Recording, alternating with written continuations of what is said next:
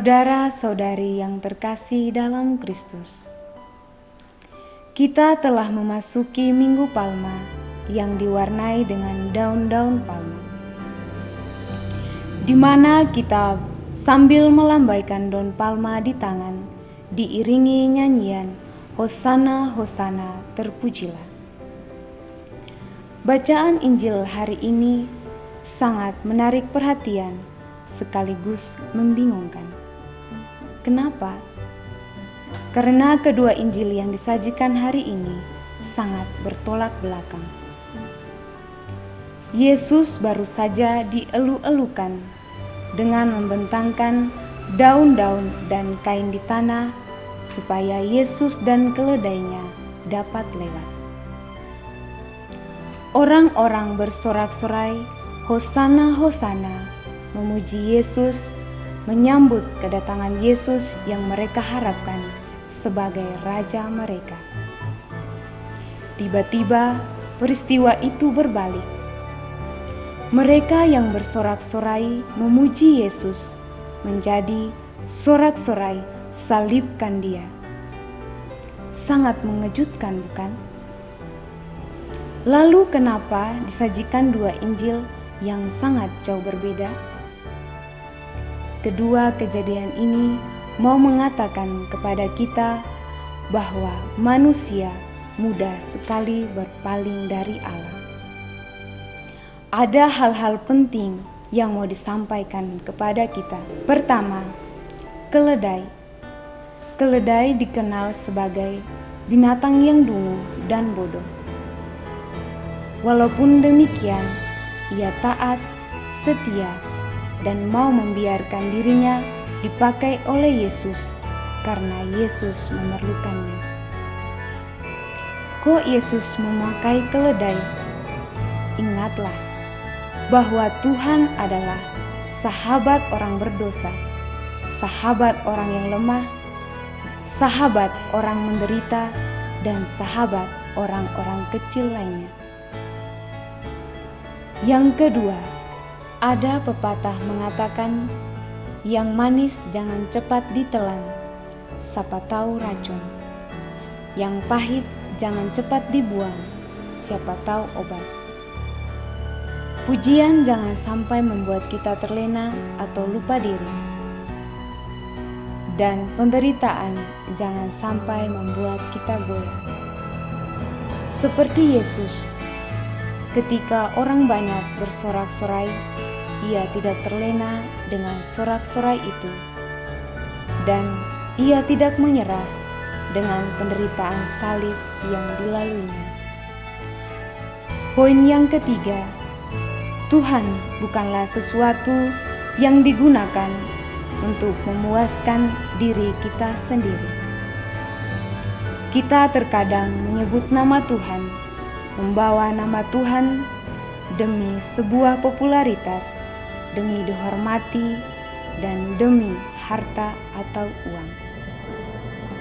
Kalau kita melakukan hal ini, kita juga adalah Yudas Iskariot zaman sekarang yang menjual Yesus. Poin yang keempat, ketika harapan kita tidak dikabulkan oleh Tuhan, apa yang akan terjadi? Saudara-saudari yang terkasih dalam Kristus, kenapa harapan kita terkadang tidak dikabulkan oleh Tuhan? Karena kemungkinan harapan kita tidak sesuai dengan kehendak Tuhan, atau harapan kita bukanlah kebutuhan utama kita, melainkan hanya untuk memuaskan diri kita. Hal inilah yang membuat harapan kita tidak terkabul.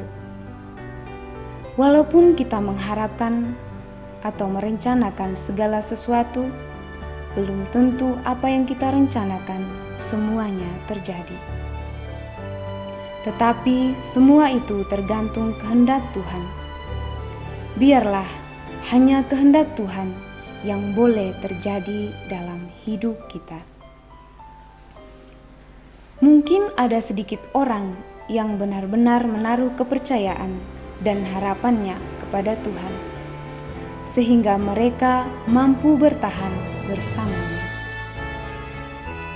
Namun, bagaimana orang-orang yang tidak sepenuhnya menaruh kepercayaannya dan harapannya kepada Tuhan?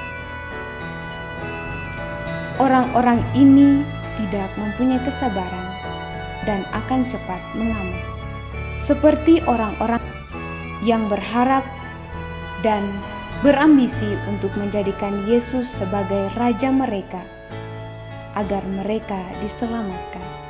Karena telah banyak mujizat dan keajaiban yang dilakukan Tuhan di hadapan mereka.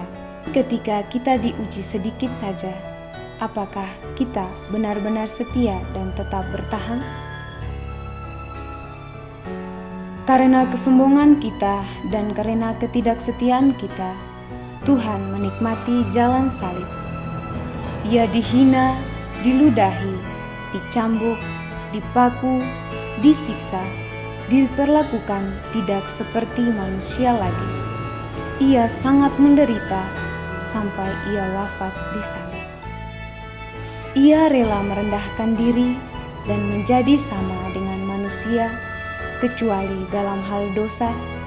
Bahkan ia rela menderita demi kebahagiaan manusia dan rela mati demi kebangkitan manusia. Lalu apa balasan kita? Seharusnya kita malu ketika kita mengeluh, ketika kita marah, ketika kita murung, tidak mau memaafkan orang yang menyakiti kita. Saudara-saudari yang terkasih dalam Kristus, ketika Tuhan menderita karena dosa kita, maukah dan beranikah kita dengan rendah hati mengampuni orang yang menyakiti hati kita? Beranikah atau maukah menerima kekurangan dan kelebihan sesama dengan tulus? Berani dan setiakah kita memikul salib setiap hari?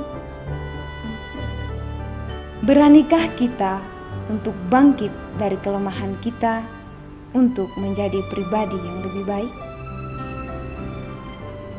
Mari kita merelakan hidup kita pada Tuhan untuk membawa damai dan sukacita di sekitar kita. Tuhan memberkati.